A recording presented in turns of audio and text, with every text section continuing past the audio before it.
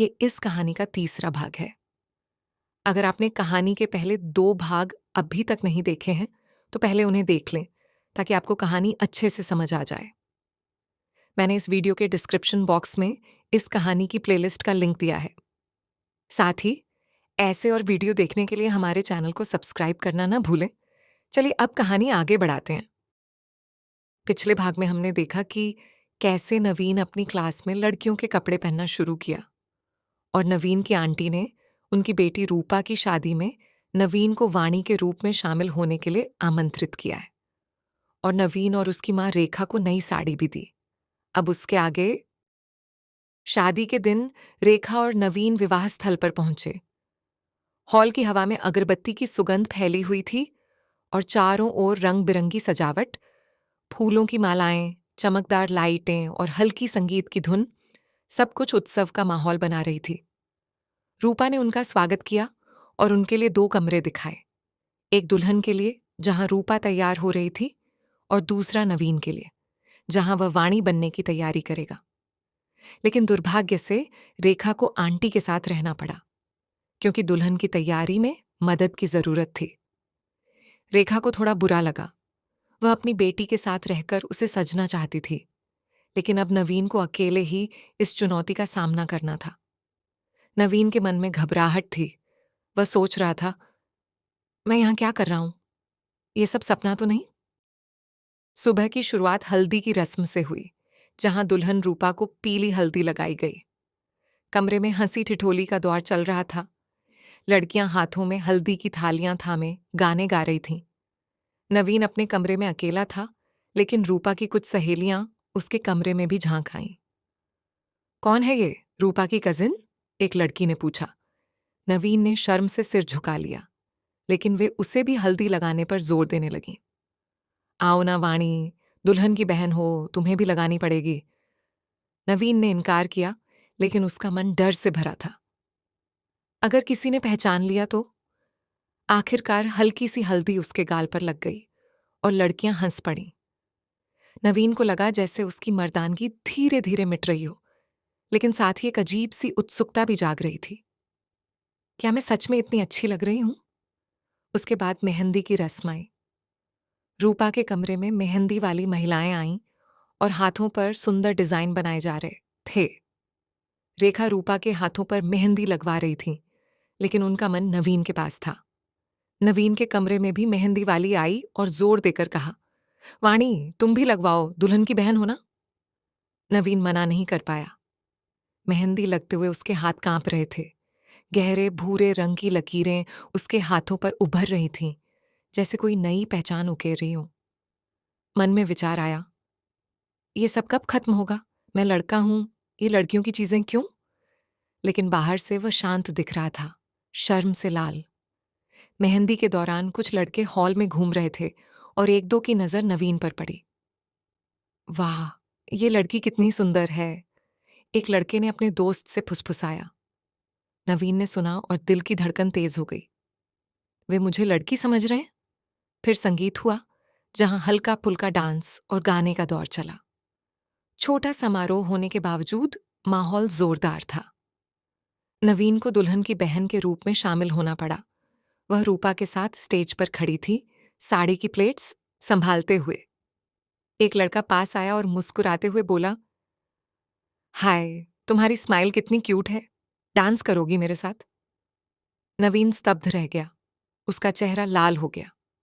वह पीछे हट गया, लेकिन मन में डर और शर्म का मिश्रण था। ये क्या हो रहा है? मैं लड़का हूं, लेकिन वे मुझे ब्राइड्समेड समझकर फ्लर्ट कर रहे हैं। रेखा ने दूर से देखा और हल्के से मुस्कुराई, लेकिन नवीन को लगा जैसे दुनिया उलटी हो गई हो। अंत में मुख्य विवाह समारोह शुरू हुआ। रूपा तैयार होकर इंतजार कर रही थी, लाल लहंगे में चमक रही, हाथों पर मेहंदी गहरा रंग चढ़ चुकी। रेखा नवीन का इंतजार कर रही थी। तभी कमरे का दरवाजा खुला और एक खूबसूरत लड़की बाहर आई, रेशमी साड़ी में लिपटी, जो उसके शरीर पर पूरी तरह से लपेटी हुई थी। प्लेट्स साफ सुथरी, पल्लू कंधे पर पिन किया हुआ, गले में नेकलेस, कानों में झुमके, माथे पर बिंदी और हाथों में चूड़ियां खनक रही थीं। बालों को जूड़े में बांधा गया था और ऊपर से फूलों की सजावट, जैसे कोई राजकुमारी हो। रेखा हैरान रह गई, लेकिन जैसे ही उन्होंने करीब से देखा तो पहचान लिया। ये उनका बेटा नवीन था, वाणी के रूप में। नवीन अपनी मां की ओर देखने में इतना शर्मिंदा था कि सिर झुका लिया। उसके गाल लाल हो गए। मन में सोच रहा था, मां क्या सोच रही होंगी? मैं खुद को आईने में देखकर हैरान हूं। क्या मैं सच में लड़की लग रहा हूं? ये लड़की किसकी है? एक महिला ने उत्सुकता से पूछा, जो कमरे में मेहमानों के साथ बैठी थी। रेखा ने गर्व से सीना चौड़ा किया और बोली, ये मेरी बेटी वाणी है। वाह, कितनी सुंदर लग रही है। सबने तारीफ की। साड़ी कितनी अच्छी तरह पहनी है। ज्वेलरी परफेक्ट सूट कर रही है। बालों की सजावट तो कमाल है। रेखा का दिल खुशी से भर गया, लेकिन नवीन के मन में डर था। अगर किसी ने मेरी आवाज सुनी तो? जब पंडित जी ने दुल्हन को बुलाया तो नवीन पीछे खड़े होने की कोशिश की, लेकिन उसकी आंटी ने रोक लिया। नहीं वाणी, तुम ब्राइड्समेड हो। दुल्हन के बगल में खड़ी रहो और उसे स्टेज तक ले चलो। नवीन ने अनमने मन से सहमति दी। रूपा के बगल में खड़ा हो गया।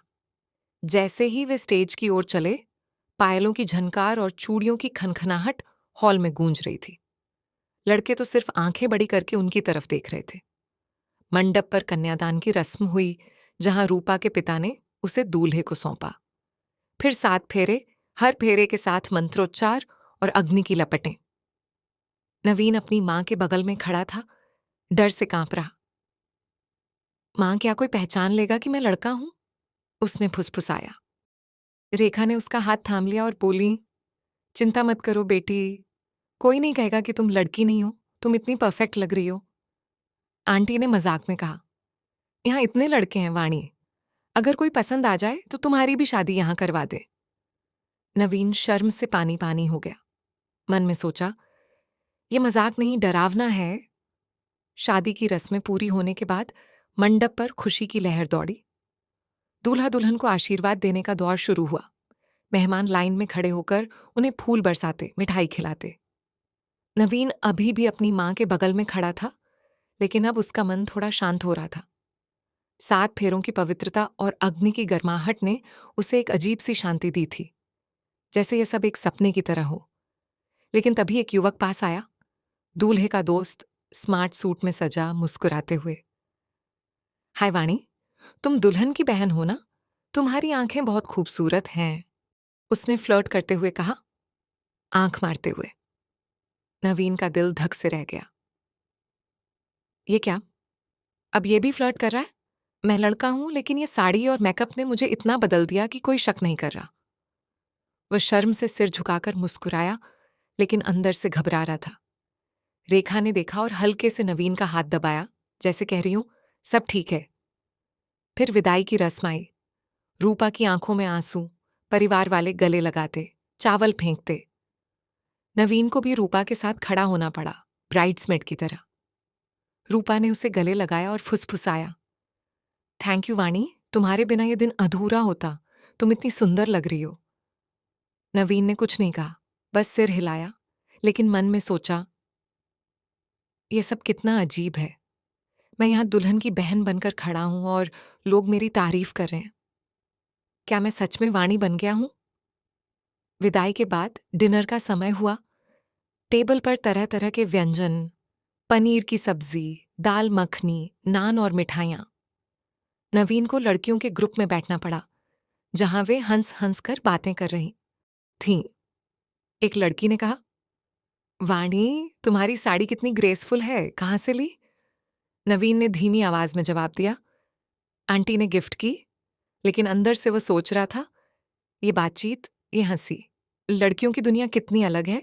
मैं यहाँ फिट हो रहा हूं, लेकिन क्यों? फोटो सेशन शुरू हुआ। ग्रुप फोटोज, जहां नवीन को रूपा के बगल में खड़ा किया गया। कैमरा की फ्लैश लाइट्स में उसकी बालों की शैली चमक रही थी। मेकअप ग्लो कर रहा था। एक फोटोग्राफर ने कहा, वाणी, स्माइल और ब्राइट करो, तुम मॉडल लग रही हो। नवीन ने मुस्कुराया, लेकिन मन में डर था, अगर ये फोटोज कहीं लीक हो गई तो? शादी खत्म होने के बाद वे जाने की तैयारी करने लगे। नवीन जल्दी से शर्ट पैंट में बदलना चाहता था।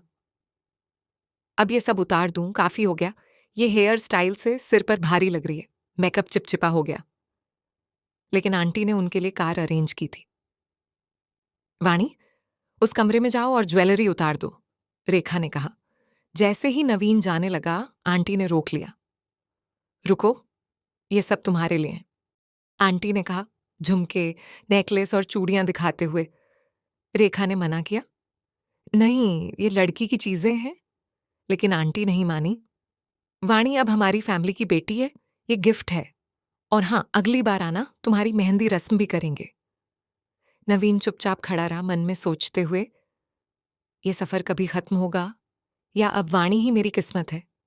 ये अलग अलग हेयर स्टाइल, मेकअप और ड्रेसेस ने मुझे पूरी तरह बदल दिया। कार में बैठते हुए बाहर की हवा में नई शुरुआत की महक थी, लेकिन नवीन के दिल में अनिश्चितता का तूफान। घर पहुंचकर जैसे ही वह बिस्तर पर लेटा, फोन पर अंजलि का मैसेज आया, वाणी, कल कॉलेज में स्पेशल सरप्राइज है, तैयार रहना, कुछ ऐसा होगा जो तुम कभी नहीं भूलोगी। नवीन की आंखें चौड़ी हो गईं। क्या यह नई शुरुआत थी या और चुनौतियां? तो कैसी लग रही है आप लोगों को ये सीरीज? कमेंट बॉक्स में जरूर बताएं। और आप लोग अगले भाग में क्या देखना चाहते हैं वह भी कमेंट बॉक्स में बता सकते हैं। और हाँ, चैनल को सब्सक्राइब करना ना भूलें। अगला पार्ट जल्दी ही आ जाएगा, नए ट्विस्ट के साथ। तो उसे देखना ना भूलें। तब तक बने रहे। धन्यवाद।